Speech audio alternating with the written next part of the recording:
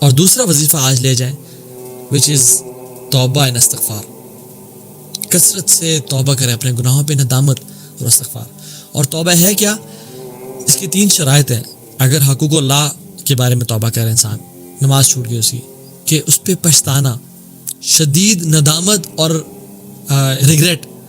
پہلی شرط اپنے گناہوں پہ پچھتانا. یہ نہیں کہ اپنے گناہ کر کے بڑا انسان اپنے آپ کو توپ سمجھ رہا ہے، جانے تیرے بھائی نے یہ کام کیا یا تیرے بھائی نے وہ کام کیا. نہیں، ندامت اور شرمندگی اور اس پہ نا ریپینٹ کرنا. دوسرا step immediate leaving of sins, فوراً سے گناہوں کو چھوڑنے کا ارادہ کر دینا. اور تیسرا اسٹیپ آئندہ کبھی نہ کرنے کا ارادہ کرنا. یہ 3 شرائط ہیں توبہ استغفار کی. وہ جھوٹا توبہ کرتا ہے جو کہ روتا بھی ہے اور پھر پلان بھی کرتا ہے کہ میں توبہ کروں گا، یہ جھوٹے کی توبہ ہے. اور یہ جھوٹے کی توبہ ہے جو کہ رو بھی رہا ہے اور استغفار استغفار استغفار پڑھ بھی رہا ہے، یا استغفر اللہ الذی لا الہ الا هو الحی القیوم واتوب الیہ بھی پڑھ رہا ہے اور حرام ریلیشن شپ کو نہیں چھوڑا. یہ جھوٹا استغفار ہے جو کہ استغفر اللہ کی تسبیح پھیری جا رہا ہے لیکن سودی جاب کو نہیں چھوڑا اور گناہوں کو نہیں چھوڑا. یہ شرط ہے گناہوں کی کہ انسان گناہوں کو چھوڑا جائے. ٹھیک ہے، تو یہ سلف صالح کہتے ہیں کہ جو گناہوں کو بھی نہ چھوڑے اور استغفر اللہ پڑھتا رہے، یہ جھوٹوں کی استغفار ہے. امیجن میں آفس کی کھڑکیاں کھول دیتا ہوں اور اے سی آن کر دیتا ہوں، کیا کمرہ ٹھنڈا ہوگا؟ میں نے ساری کھڑکیاں کھول دی اور اے سی آن کر دیا، کمرہ ٹھنڈا ہوگا؟ نہیں. کیوں؟ کیونکہ اے سی کی جس طرح ہوا آ رہی تھی اس طرح باہر جا رہی ہے. تو اس طرح سے استغفار، اگر انسان گناہ کر رہا ہے اور استغفار کرتا جا رہا ہے تو there is no difference in his life.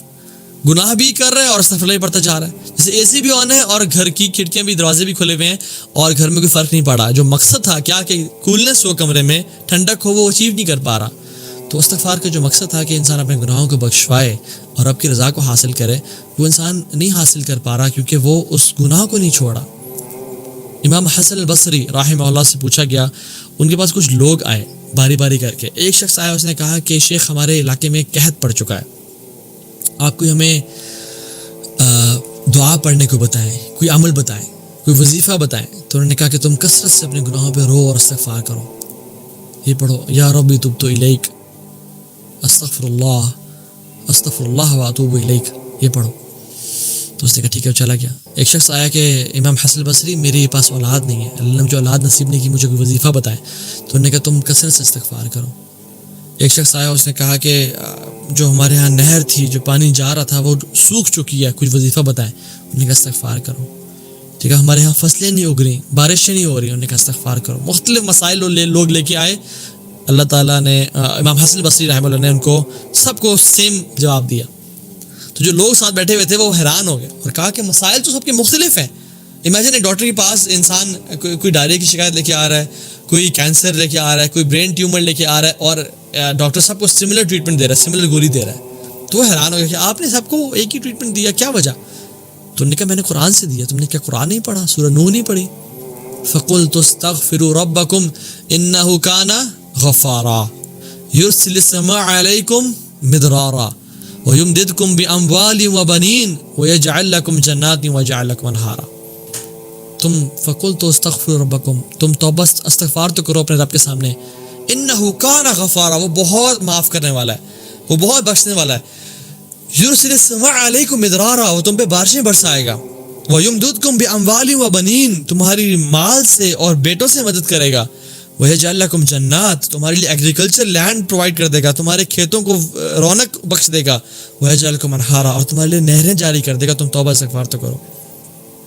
کیونکہ ایک بات یاد رکھیں، جو بھی گناہ وَمَا أَصَابَكُم مِّن مُّصِيبَةٍ فَبِمَا كَسَبَتْ أَيْدِيكُمْ وَيَعْفُو عَن كَثِيرٍ، یہ اللہ کا قرآن میں رول ہے. جو بھی تمہارے میں مصیبتیں پریشانیاں آتی ہیں وہ تمہارے اپنے ہاتھوں کی وجہ سے ہیں، وہ تمہارے اپنے گناہوں کی وجہ سے ہیں. وَيَعْفُو عَن كَثِيرٍ، اور اللہ تو بہت معاف کرنے والا ہے.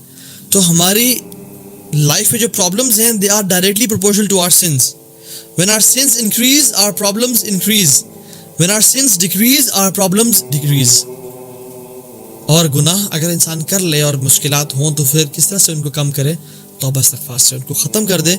انہ کان غفارا وربک الغفور ذو الرحمہ، تمہارا رب بہت معاف کرنے والا اور رحم کرنے والا ہے.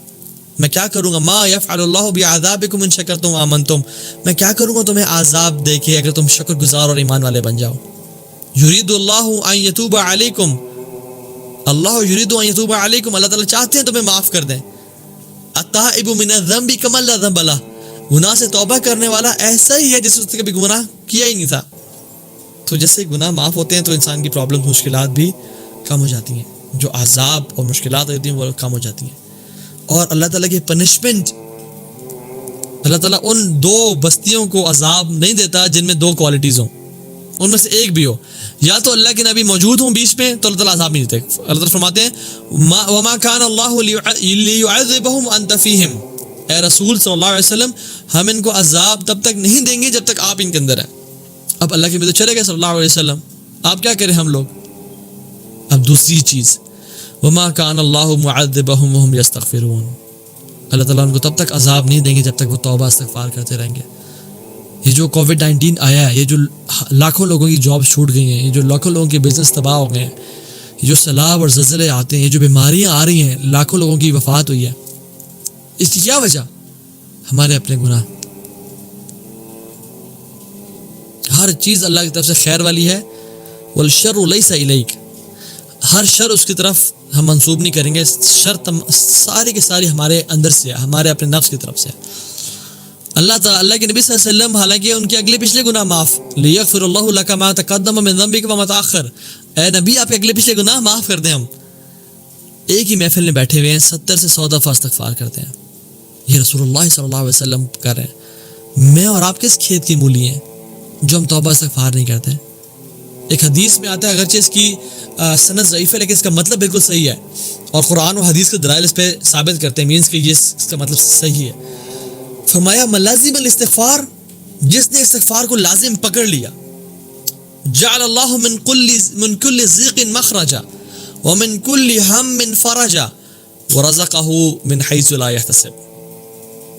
اللہ تعالیٰ اس بندے کو ہر ضیق مخرجا، ہر تنگی سے، ٹائٹنس سے، مشکل سے اس کو آزاد کر دیں گے. ومن کل ہم فرجا، اور اس کو ہر مشکل پریشانی سے نجات دے دیں گے، اور اس کو وہاں سے رزق اور روزی عطا کریں گے جہاں سے اس نے کبھی امیجن نہیں کیا ہوگا. امام احمد بن حنبل رحمہ اللہ، بڑی فیمس سٹوری ہے ان کی. اپنے شہر سے نکلے اور سفر پہ گئے، راستے میں کچھ لیٹ ہو گئے تو ڈیسٹینیشن پہ پہنچنے سے پہلے رات آ گئی، اور وہ مسجد کی دروازے کو ناک کیا تو وہاں سے بندہ نکلا تو کہا کہ میں یہاں رہنا چاہتا ہوں. تو اس ٹائم کی جو مسجد کمیٹی تھی وہ اصل کمیٹی سے کوئی ڈفرینٹ نہیں ہے. انہوں نے کہا کہ نہیں ہمارے یہاں کوئی پالیسی نہیں ہے، آپ یہاں رات کو نہیں گزار سکتے. اگر ہم نے آپ کو رات کو ٹھہرایا تو پورا شہر ہمارے پاس آ کے رک جائے گا. تو انہوں نے کہا کہ نہیں جی آپ جائیں. تو ایک نان بنانے والا بریڈ میکر گزر آتا، تو اس نے دیکھا کہ بزرگ سے انسان ہیں، دیکھنے میں بھی اللہ تعالیٰ کے عابد لگ رہے ہیں اور ان پہ چہرے پہ نور کے اثرات ہیں. تو انہوں نے کہا کہ بزرگ آپ میرے طرف آ جائیں، میرے گھر میں رہ جائیں، انشاءاللہ کوئی مسئلہ نہیں ہے. اپنے گھر لے گئے، اور چونکہ وہ دن میں بریڈ بیچتے تھے تو رات کو اس کو بریڈ کو گوندنا پڑتا تھا. تو وہ اپنی بریڈ کو گوندتے ہوئے ان کو امام کو اپنے سامنے بٹھایا. ان کو نہیں پتہ یہ کون شخص ہے. تو کہتا ہے استغفر اللہ واتوب الیک، استغفر اللہ واتوب الیک. تو امام احمد بن حنبل رحمہ اللہ بڑے حیران ہوئے. انہوں نے کہا کہ یہ آپ کا معمول ہے یا آپ آج یہ کر رہے ہیں؟ کہتے نہیں میرا معمول ہے، میں ہمیشہ اس طرح کرتا ہوں. تو انہوں نے کہا کہ آپ نے اپنی زندگی میں اس ذکر کے کوئی بینیفٹ بھی دیکھے ہیں، کچھ آپ نے فوائد بھی دیکھے ہیں ذکر کے اپنی زندگی میں؟ تو اس نے کہا آپ کو میں کیا بتاؤں، اللہ تعالیٰ نے میری ہر دعا قبول کی ہے جب سے میں یہ ذکر کرنا شروع ہوں. میرے پاس مال نہیں تھا، میں غریب تھا، میرے پاس اب اتنا مال ہے کہ میں خوش ہوں. بس ایک دعا جو ابھی تک قبول نہیں ہوئی. تو انہوں نے کہا وہ کون سی دعا؟ کہتے ہیں کہ میری بڑی خواہش ہے، بڑا نام سنا ہے میں نے امام احمد بن حنبل کا، آج تک میری ملاقات نہیں ہوئی اور میں کافی عرصے سے دعا کر رہا ہوں، بس یہ ایک دعا قبول نہیں ہوئی. امام فرماتے ہیں لقد جررت الیک جرہ، مجھے ایسے لگتا ہے کہ جیسے مجھے اپنے شہر سے نکال کے، اللہ تعالیٰ کے گھر سے مجھے نکال کے آپ کے گھر میں لایا گیا ہے آپ سے ملاقات کے لیے. کیونکہ مجھے اللہ کے گھر میں رہنے کی اجازت نہیں ملی، آپ کی طرف میں آیا ہوں صرف آپ سے ملاقات کرنے کے لیے، جیسے مجھے گھسیٹ کے فرشتے آپ کے پاس ملاقات کرنے کے لیے لائے ہیں. اس ٹائم ٹیلی ویژنس تھے نہیں. امام احمد ابن حنبل رحمہ اللہ کون ہے؟ امام اہل سنت والجماعہ،